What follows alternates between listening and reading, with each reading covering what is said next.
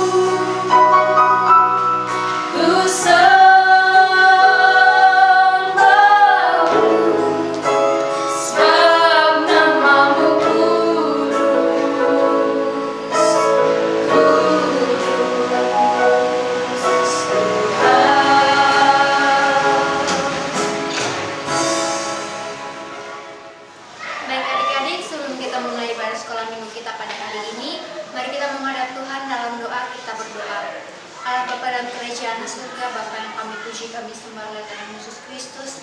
Terima kasih banyak Tuhan Yesus untuk penyertaan-Mu kepada kami anak-anak-Mu dari begini Bapa. Kami bersyukur kami boleh berkumpul untuk sama-sama memuji dan memuliakan nama-Mu. Kini kami akan memulai ibadah sekolah minggu online kami. Mari Kau memberkati menyertai Bapa agar ibadah hari ini boleh berjalan dari awal pertengahan hingga berakhir dengan baik. Harapan kami Bapa ini sembahyang kami, ampuni salah dan dosa kami demi Kristus Yesus Tuhan kami berdoa. Amin. Adik-adik masih ada sukacita? Nah, dengan penuh sukacita kita akan mengangkat pujian hari ini merasa bahagia.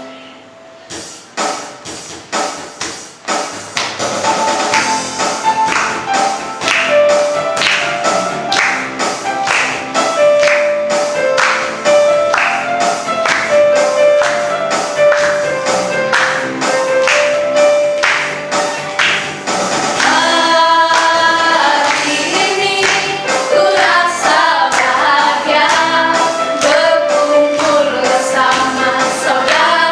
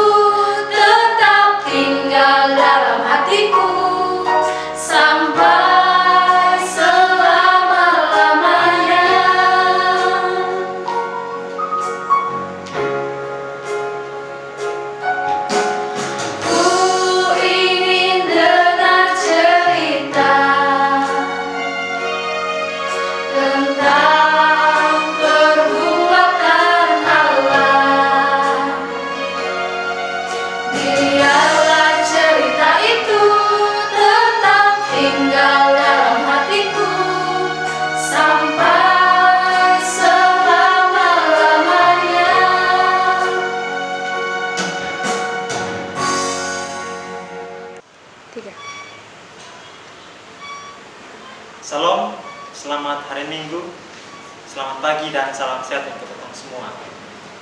Baik, tiba saatnya kita akan membaca dan merenungkan firman Tuhan. Firman Tuhan pada hari ini terambil dalam kitab Rut. Adik-adik tahu kok kitab Rut berada di mana? Ya, betul, Perjanjian Lama ya. Kita buka sama-sama di Perjanjian Lama, kitab Rut pasal 4 ayat 1 sampai dengan ayat yang ke-17. Sekali lagi, kitab Rut pasal 4 ayat 1 sampai dengan ayat yang ke-17. Tapi sebelum itu mari kita minta tuntunan Tuhan di dalam doa.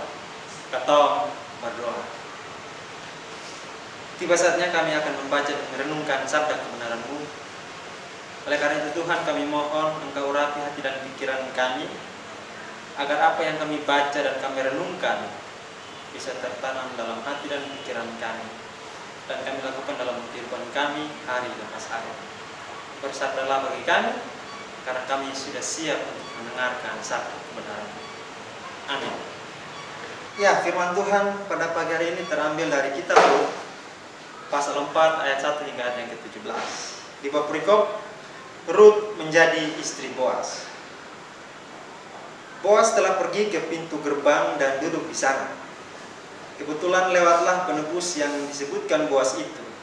Lalu berkatalah Boas, "Hai saudara, datanglah dahulu kemari. Duduklah di sini." Maka datanglah ia, lalu duduk. Kemudian dipilihnya 10 orang dari para tua-tua kota itu dan berkata, "Duduklah kamu di sini." Maka duduklah mereka. Lalu berkatalah ia kepada penebus itu, "Tanah milik kepunyaan saudara kita Elimelek hendak dijual oleh Naomi yang telah pulang dari daerah Moab. Jadi pikirku, baik juga hal itu kusampaikan kepadamu sebagai berikut. Belilah tanah itu di depan orang-orang yang duduk di sini dan di depan para tua-tua bangsa kita. Jika engkau mau menebusnya, tebuslah. Tetapi jika engkau tidak mau menebusnya, beritahukanlah kepadaku supaya aku tahu, sebab tidak ada orang yang dapat menebusnya kecuali engkau, dan sesudah engkau, aku." Lalu berkatalah ia, "Aku akan menebusnya." Tetapi kata Boas, "Pada waktu engkau membeli tanah itu dari tangan Naomi, engkau memperoleh Rut juga, perempuan Moab, istri yang telah mati itu, untuk menegakkan nama orang itu di atas milik pusakanya." Lalu berkatalah penebus itu, jika demikian, aku ini tidak dapat menebusnya, sebab aku akan meneruskan milik pusakaku sendiri. Aku mengharap engkau menebus apa yang seharusnya aku tebus, sebab aku tidak dapat menebusnya." Beginilah kebiasaan dahulu di Israel dalam hal menebus dan menukar. Setiap kali orang hendak menguatkan suatu perkara, maka yang seorang menanggalkan kasutnya sebelah dan memberikannya kepada yang lain.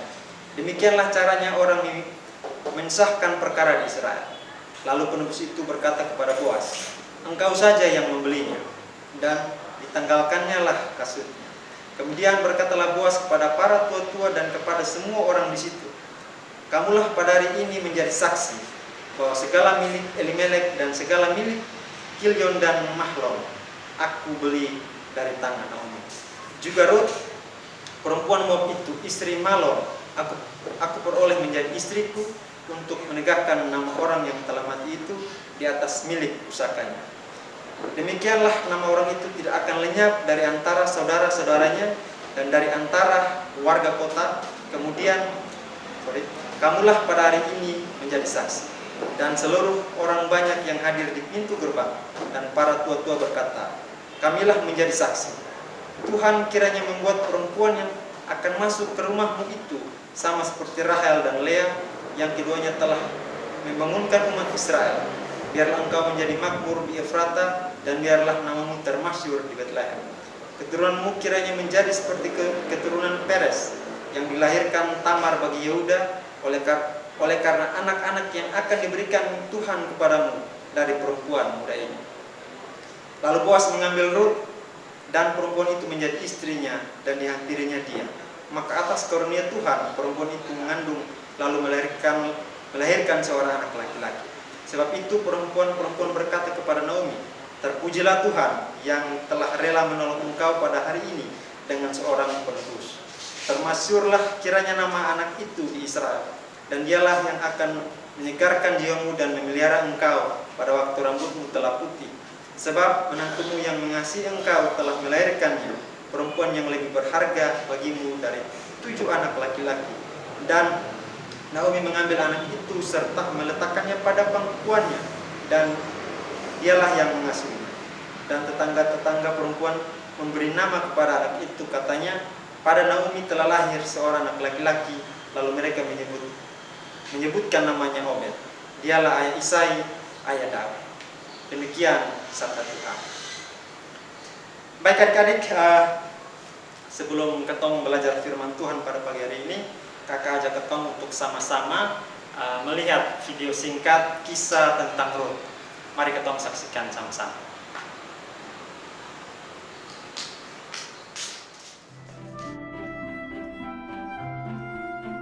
Kelaparan melanda Israel. Elimelek, Naomi, dan putra-putra mereka pergi ke Moab mencari makanan. Elimelek wafat di sana. Anak-anaknya menikahi wanita Moab, yaitu Orpa dan Rut. Lalu kedua putra itu meninggal juga.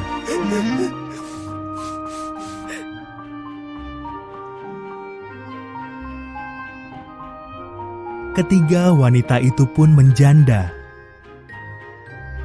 Sesudah kelaparan di Israel berakhir, Naomi memutuskan untuk pulang kampung. Tinggallah di Moab, katanya kepada menantu-menantunya. Ini kampung halaman kalian.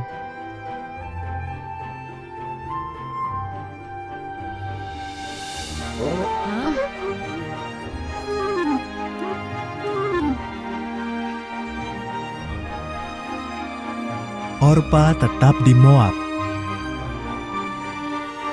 Tetapi Rut berkata, "Kemanapun engkau pergi, aku akan ikut. Bangsamu akan menjadi bangsaku. Tuhanmu akan menjadi Tuhanku." Maka Rut bersama Naomi kembali ke Israel.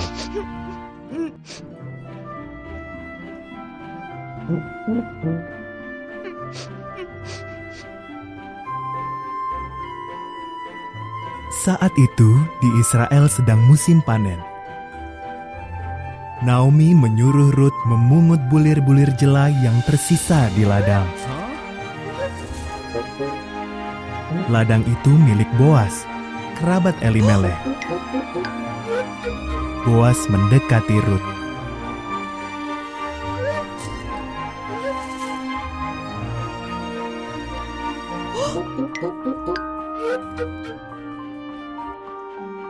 "Kau amat baik hati pada Naomi," kata Boas.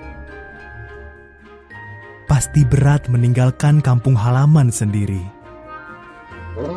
Kiranya Tuhan memberkatimu." Ia memberi Rut makanan dan menyuruh para pegawainya memperhatikan Rut.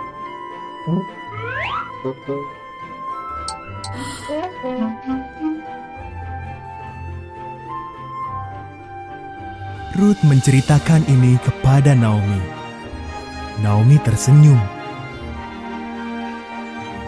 Waktu seseorang meninggal, kerabat terdekatnya harus mengurus keluarganya.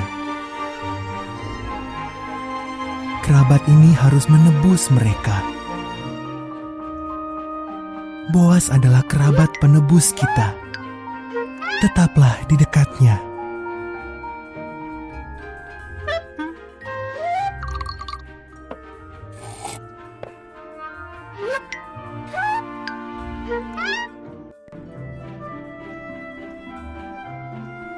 Maka Rut pun tetap di dekat Boas. Boas makin hari makin menyukai Rut. Boas membeli tanah Elimelek lalu mengurus Naomi dan Ruth. Kemudian Boas meminta Ruth untuk menikah dengannya.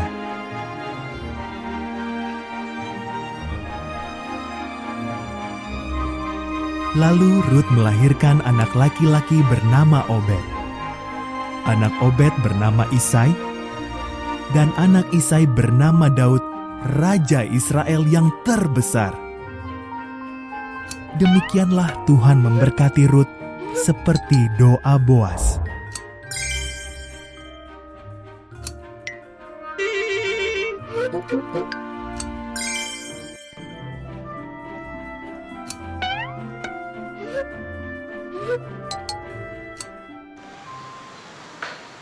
Oke, baik adik-adik. Tadi adik-adik sudah membaca sabda Tuhan, bahkan sudah menyaksikan video singkat. Nah, sebelum ketong bercerita, sebelum ketong belajar bersama-sama firman Tuhan, kakak akan bertanya kepada adik-adik semua. Tadi adik-adik membaca dan menyaksikan video tadi, siapa-siapa saja yang ada di dalam toko itu, cerita tadi. Mungkin adik-adik bisa sampaikan kepada bapak, mama di samping, mungkin ada teman-teman di samping atau kakak adik, silahkan sampaikan. Siapa-siapa saja yang ada dalam cerita, dalam firman Tuhan, bahkan di dalam video tadi, silahkan sampaikan. Ya baik, ya betul ya. Tadi dalam cerita firman ataupun kita sudah menonton tadi itu ada Ruth, ada Boas, ya, ada Elimelek, ada Naomi, Lea, ada Rahel, ya, ada Obed juga, ada Kilion, ada Mahlon ya. Jadi itu orang-orang yang ada dalam cerita firman Tuhan pada pagi hari ini. Baik, dari firman Tuhan yang telah ketong baca dan telah ketong saksikan, ada beberapa hal yang kakak ingin bagikan kepada ketong semua. Kakak ajak ketong belajar bersama-sama tentang kisah Ruth, ya, menyangkut dengan Ruth sesuai dengan kita punya kehidupan saat ini. Ya, tema ketong pada pagi hari ini yaitu penebusan Kristus yang meneguhkan ikatan pernikahan. Sekali lagi, penebusan Kristus yang meneguhkan ikatan pernikahan. Hari ini ketong sudah belajar tentang pernikahan ya. Ketong belajar, nanti kakak akan kaitkan dengan arti pernikahan itu dengan kita punya kehidupan sehari-hari. Nah itu kakak kaitkannya itu arti kata yang sama di pernikahan yaitu hubungan, ya. Hubungan, nanti kita akan belajar bersama-sama. Nah ada hal penting, ada beberapa hal penting yang kakak akan sampaikan kepada ketong semua sesuai dengan firman Tuhan yang telah ketong baca, video yang telah ketong nonton sama-sama tadi, bahkan dengan tema yang ada. Ya. Hal yang pertama yaitu dibayar lunas. Nah, dibayar lunas ini ada pertanyaan lagi untuk ketong. Yang pertama, apa yang dibayar? Yang kedua, siapa yang membayar? Pertanyaan pertama ini kalau ketong baca sama-sama, kalau adik-adik sudah pahami tadi firman Tuhan, maka ketong tahu apa yang dibayar. Mungkin adik-adik bisa sampaikan kok. Ya, jadi yang dibayar itu, apa yang dibayar itu yaitu tanah. Tanah milik siapa? Naomi. Terus yang kedua, siapa yang membayar? Nah ini pertanyaan untuk ketong semua ya. Kalau adik-adik baca, saksikan video tadi pasti ingat. Yang membayar yaitu Boas. Ya. Sudah paham ya? Jadi apa yang dibayar itu tanah, yang kedua siapa yang membayar itu adalah Boas. Nah kalau ketong kaitkan dengan ketong punya kehidupan, kehidupan saat ini ya, dari dua pertanyaan tadi yaitu berkaitan dengan penebusan tadi ya. Berbicara tentang penebusan, berbicara tentang dibayar lunas. Nah kalau kita punya kehidupan sampai saat ini ya, apa yang dibayar? Apa yang dibayar itu tentunya kalau kita punya kehidupan tentunya dosa. Kita punya dosa sudah dibayar lunas. Terus pertanyaan kedua, siapa yang membayar? Pasti adik-adik sudah tahu ya, yaitu Kristus Yesus. Jadi Kristus Yesus rela mati di atas kayu salib untuk membayar lunas kita punya hutang, yaitu dosa. Jadi kakak punya dosa, adik-adik punya dosa, orang tua punya dosa, ketong semua punya dosa yang ada di dunia ini dibayar lunas oleh siapa? Oleh Yesus Kristus di atas kayu salib. Nah itu berkaitan dengan penebusan. setelah penebusan hal yang kedua yaitu hubungan. Tadi ketong sudah sampaikan bahwa ketong sudah belajar tentang pernikahan, tapi belajar tentang hubungan. Nah, kalau dalam firman Tuhan tadi atau video singkat tadi tentang hubungan atau pernikahan itu apa? Siapa yang menikah di dalam firman Tuhan, di cerita firman? Siapa? Ya betul, Ruth dan Boaz. Itu dia punya perikop sudah jelas di sini. Tetapi kita sudah belajar tentang pernikahan, kita belajar tentang hubungan. Ya. Jadi ketika kita punya kehidupan sudah dibayar lunas, dosa ketong sudah ditebus oleh Yesus Kristus di atas kayu salib, maka hubungan ketong dengan Allah akan berpengaruh kepada hubungan ketong dengan Allah. Karena Yesus sudah rela datang ke dunia, sudah mau menjadi manusia hanya untuk tebus ketong pun dosa. Untuk apa? Untuk hubungan ketong dengan Allah. Pulihkan hubungan ketong dengan Allah. Hubungan yang dulunya jauh, Tuhan Yesus dengan tebus dosa manusia di atas kayu salib, ketong punya hubungan dengan Allah semakin dekat. Nah, setelah hubungan itu sudah dekat dan hubungan ketong dengan Allah sudah baik, maka hal yang ketiga yang paling penting adalah kualitas ketong, kualitas iman ketong. Dari firman Tuhan tadi jelas di situ bahwa hasil pernikahan dari Boaz dan Ruth dan Boaz itu menghasilkan turunan, yaitu Obed. Nah, Obed itu kalau dihitung-hitung lagi, Obed itu adalah ayah dari Isai. Isai ini memperanakan Daud. Nah, kita tahu bahwa Yesus adalah anak Daud. Nah, itu adalah kualitas dari pernikahan Ruth dan Boaz. Nah, ketong juga harus tunjukkan kualitas iman ketong setelah ketong sudah dibayar lunas, sudah ditebus oleh Yesus Kristus di atas kayu salib, maka hubungan ketong dengan Allah harus dekat. Setelah itu ketong akan memperlihatkan kualitas iman ketong. Dengan cara apa? Dengan cara bagaimana ketong mendengarkan setiap perkataan firman Tuhan lewat firman yang ketong baca, baik itu lewat orang tua, lewat bapak pendeta, ibu pendeta di gereja, bahkan guru-guru sekolah minggu. Ketong harus lakukan itu karena ketong harus melakukan atau ketong harus tampilkan ketong punya kualitas iman yang baik. Oleh karena itu, setelah ketong dibayar lunas, ditebus oleh Yesus Kristus di atas kayu salib, maka hubungan ketong dengan Allah, dan ketong harus menampilkan, ketong harus menunjukkan ketika hubungan ketong dengan Allah dengan kualitas iman ketong. Dengan cara ketong selalu mendengarkan apa yang disampaikan oleh firman, ketong selalu dengar kata-kata di dalam Alkitab, dan ketong bukan hanya mendengarkan tapi ketong melakukan firman itu. Dan ketong juga jangan sering melawan orang tua, ketong jangan sering berkelahi, ketong jangan sering melawan guru-guru sekolah minggu. Yang paling penting itu di saat sekarang ini banyak teman-teman yang sudah orang bilang kecanduan main game, atau sudah terlalu kecanduan lah untuk main game. Akhirnya ketika sedang asik main game, mama panggil atau bapak panggil, sudah ketong sudah hiraukan. Karena apa? Sudah kecanduan. Nah, itu hal-hal yang tidak baik yang ketong tunjukkan. Karena ketong harus menunjukkan kualitas iman ketong, hubungan ketong dengan Tuhan, hubungan ketong dengan Allah itu ketong tunjukkan dengan perbuatan-perbuatan yang baik. Oleh karena itu, firman Tuhan pada pagi hari ini, kakak berharap setelah ketong dengarkan firman ini, ketong lakukan, ketong tunjukkan bahwa kualitas iman ketong, karena ketong sudah ditebus oleh Tuhan Yesus Kristus di atas kayu salib, maka ketong harus lakukan sesuai dengan apa yang Tuhan Allah atau Tuhan Yesus firmankan lewat firman yang ketong baca. Semoga firman ini menjadi berkat bagi ketong semua. Ketong setelah selesai sekolah minggu, ketong jangan hanya habis di sini, tapi ketong melakukan segala sesuatu yang ada dalam firman Tuhan, dan ketong tunjukkan bahwa kualitas iman ketong kualitas yang baik. Demikian sabda kepada firman Tuhan. Amin. Nah, adik-adik, kita akan masuk dalam pemberian persembahan, dan sekedar informasi untuk adik-adik, semua persembahan adik-adik bisa kumpulkan di kakak-kakak pengajar di lingkungan masing-masing. Dan mari kita mengangkat pujian, berilah yang baik.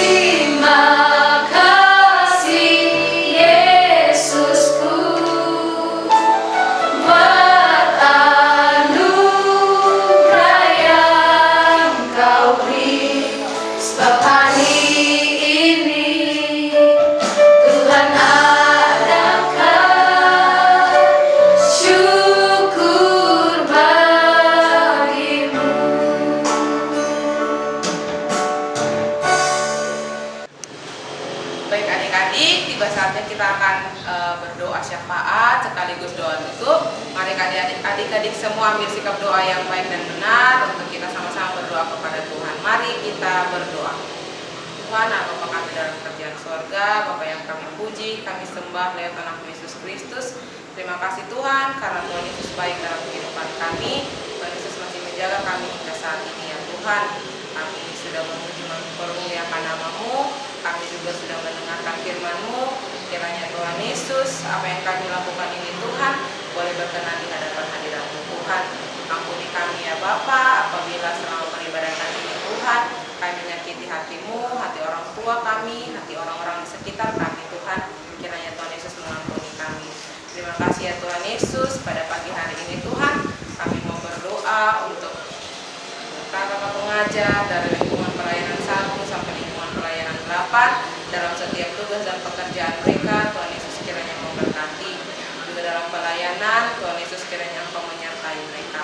Terima kasih Tuhan, kami juga berdoa untuk anak-anak sekolah minggu dari lingkungan 1 hingga lingkungan 8 dalam setiap tugas dan tanggung jawab dalam pendidikan mereka.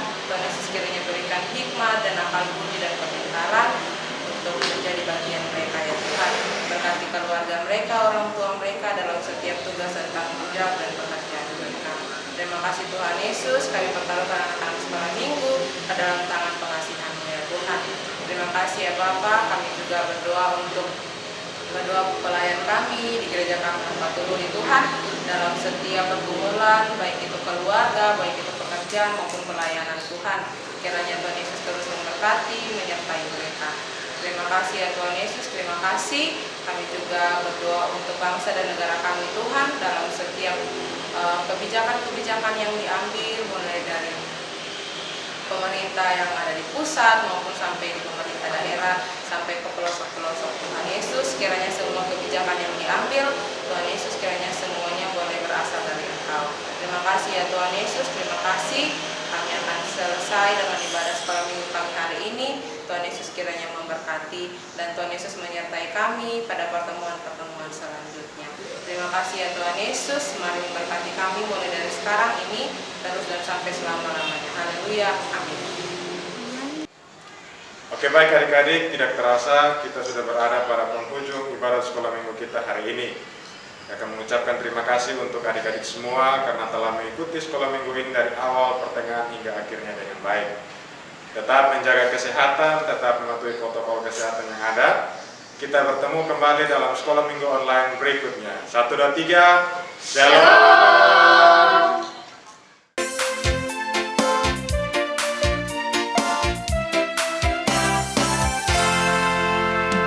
Jalan serta Yesus.